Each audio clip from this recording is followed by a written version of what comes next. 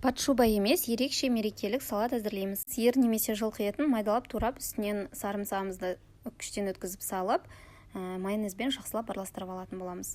Енді барлығын тарелкамызға салып, бір келке етіп тегістеп, үстінен үккіштен өткізілген сырымызды тастаймыз. Бір келке етіп тегістеп, үстінен майонезімізді жағып шығамыз. Үстінен піскен жұмыртқамызды үккіштен өткізіп салып, барлық заттарды мен үккіштен өткізіп алдым. Піскен сәбізімізді саламыз. Оны да теркадан өткізіп алдым. Барлығы майонезбен жағып, үстінен пісірілген қызылшаны саламыз. Жақсылап тегістеп, үстіне майонезімізді жағып, қалауыңызша сәндеп шықсаңыз болады. Осымен біздің салат дайын. Шет-шетін осылай қалауыңызша сәндеп шықсаңыз болады. Мен осылай укроп пен петрушканы майдалап турап, шетін әсемдедім. Мен сырмен осылай әсемдеп шықтым. Қалауыңызша кез келген затпен әсемдесеңіз болады. Достар, менің YouTube каналымнан басқа да қызықты рецепттер таба аласыздар. YouTube каналға поиске Арайлым Жаманқұл деп жазсаңыздар шығады. Подписаться батырмасын басып, каналға жазылуды ұмытпаңыздар.